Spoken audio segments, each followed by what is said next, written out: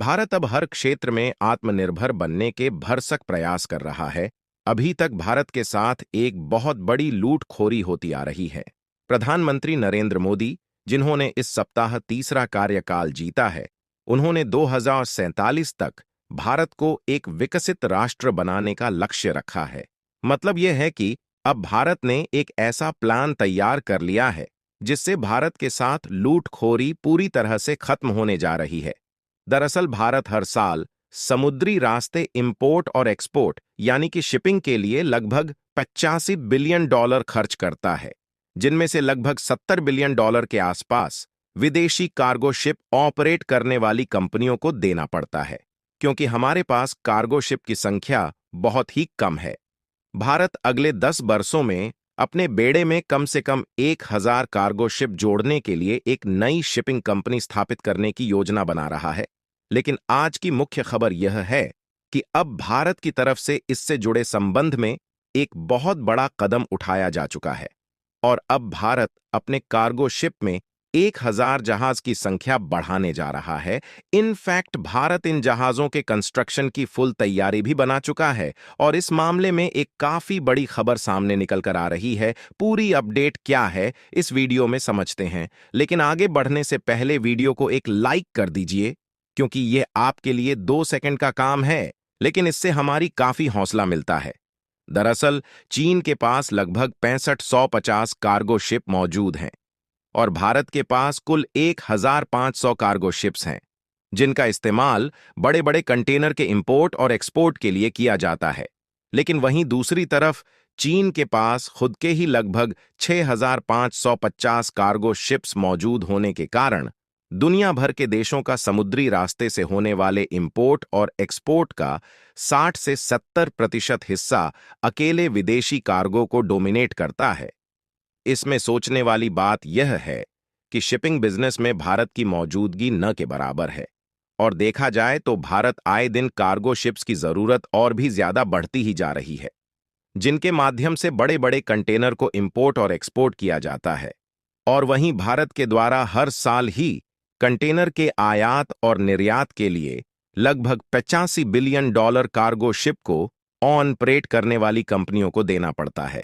लेकिन यहां पर दिक्कत वाली बात यह है कि इनमें से केवल 10 बिलियन डॉलर ही भारत की कार्गो शिप ऑपरेट करने वाली कंपनियों को मिल पाता है, जबकि 75 बिलियन डॉलर दूसरे देशों के व्यापारिक जहाजों का इस्तेमाल करने के लिए चुकाना पड़ता है और इसमें से भी 60 से 70 बिलियन डॉलर अकेले विदेशी कार्गो के पास चला जाता है, जो कि भारत के लिए काफी चिंताजनक बात है। इसीलिए यह लूटखोरी डायरेक्ट नहीं, लेकिन इनडायरेक्ट कहीं ना कहीं भारत की फॉरेन इन्वेस्टमेंट पर काफी बड़ा इंपैक्ट डाल रही है। कार्गो शिपिंग की व्यापारिक और आर्थिक नुकसान हो रहा है, खासकर जब वस्तुओं को विदेश में तेजी से पहुंचाने की जरूरत होती है या मंगाने की। इससे व्यापारियों को आपूर्ति और उपभोक्ताओं को उत्पादों की आपूर्ति में देरी होती है, जिससे उनकी व्यापारिक गतिविधियां प्रभावित करती हैं। इसी के सॉल्यूशन के लिए भारत की तरफ से एक बहुत बड़ा कदम उठाया गया है, जिससे समुद्री रास्ते होने वाले व्यापार का ज्यादा से ज्यादा हिस्सा हम खुद ही डोमिनेट करें और जो विदेशों कार्गो पर डिपेंडेंसी है वह पूरी तरह से खत्म हो सके। भारत में एक नई शिपिंग कंपनी खोली जाएगी और अच्छी बात यह है कि इस शिपिंग कंपनी के अंडर कोई माड़ी मोटी नहीं, बल्कि लगभग 1000 कार्गो जहाज मैन्युफैक्चरिंग किए जाएंगे।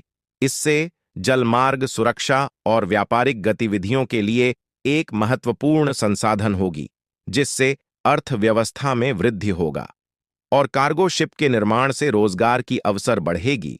और कमाल की बात यह है कि इससे न सिर्फ भारत के साथ हो रही लूटखोरी खत्म होगी, बल्कि इससे दूसरे देशों का पैसा हम अपने देश में भी ला सकेंगे और टाइमली कार्गो शिप को अपने टारगेट प्लेस तक पहुंचने में काफी ज्यादा आसानी मिलेगी।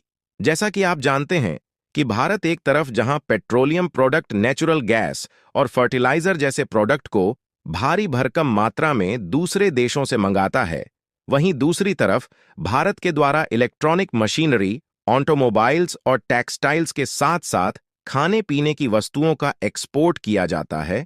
और हमने आपको पहले भी बताया है कि इन सब का इंपोर्ट और एक्सपोर्ट ट्रांसपोर्टेशन के जरिए ज्यादा से ज्यादा समुद्री रास्ते ही किया जाता है।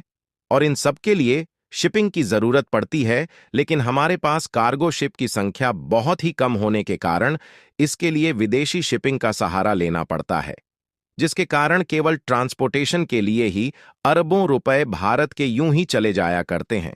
तो भारत एक ऐसा देश है जिसके लिए समुद्री रास्ते ही दूसरे देशों के साथ व्यापार करना सबसे आसान है, फिर चाहे वह सऊदी अरब, इराक, रूस और अमेरिका ही क्यों ना हो। यहां तक कि भले ही चीन हमारा पड़ोसी देश है, लेकिन उसके बावजूद भी चीन के ज्यादातर इलाकों में सामानों को पहुंचाने और ले आने के लिए शिपिंग का ही इस्तेमाल किया जाता है। यानी कि आप इसका अंदाजा लगा सकते हैं कि हमारे लिए खुद की कार्गो शिप को और भी ज्यादा बढ़ाना कितना जरूरी हो चला है। फिलहाल शिप डेवलपमेंट पर ध्यान दिया जाए तो भारत ने भले 1000 व्यापारिक जहाज को बनाने और नई कंपनी द्वारा संचालित करने की योजना बना ली है, लेकिन भारत सरकार के लिए इतना भी आसान नहीं है और इसमें काफी ज्यादा समय लग सकता है, क्योंकि इन जहाजों के कंस्ट्रक्शन की बात की जाए तो भारत में 6 या 7 ही ऐसे शिप बिल्डर है जो जहाजों को बनाकर तैयार कर सकते हैं। लेकिन ऐसे में भी एक शिप बिल्डर साल भर में केवल 6 या 7 ही इस तरीके के बड़े जहाज का कंस्ट्रक्शन कर सकते हैं।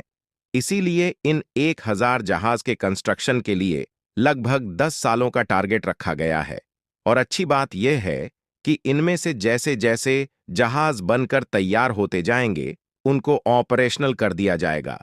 लेकिन जाहिर तौर पर देखा जाए तो अगले 10 सालों में भी इतनी संख्या में भारत की शिप बिल्डर कंपनियों द्वारा बनाकर तैयार नहीं किया जा सकता। इसलिए माना यह जा रहा है कि भारत की उन शिप्स बिल्डर कंपनीज को भी सरकार की तरफ से हेल्प की जाएगी, जो कि 20 से 30 मीटर तक की जहाज का ही कंस्ट्रक्शन करते हैं, ताकि छोटे मोटे शिप बिल्डर बड़े कार्गो जहाज को बनाने में अपना सहयोग दे सके। एक रिपोर्ट में यह भी बताया गया है कि भारत की कैपेसिटी को बढ़ाने के लिए गवर्नमेंट की तरफ से कंपनियों को $3.5 बिलियन का सहयोग भी दिया जाएगा। इतना बड़ा मार्केट डेस्टिनेशन होने के बावजूद भी $85 बिलियन में से केवल $10 बिलियन का ही शिपिंग बिजनेस भारतीय कंपनियों को मिल पा रहा है। तो आप सोच सकते हैं कि भारत को कितना नुकसान हो रहा है, और यदि इससे भी काम नहीं बनता तो ऐसा भी हो सकता है कि भारत के द्वारा कुछ विदेशी कंपनियों को बड़े जहाजों को बनाने का कॉन्ट्रैक्ट सौंपा जाएगा। बाकी आप लोगों को क्या लगता है, विदेशी कंपनियों को बड़े जहाजों को बनाने का कॉन्ट्रैक्ट सौंपा जाए या नहीं? अपनी राय कमेंट में जरूर बताएं और वीडियो को लाइक करके अपने मित्रों तक शेयर जरूर करें ताकि उन्हें भी जानकारी मिल सके। इसी तरह और भी नॉलेजेबल वीडियो देखने के लिए चैनल को सब्सक्राइब करके बेल आइकन को ऑन एल पर जरूर सेलेक्ट करें। जय हिंद, जय भारत।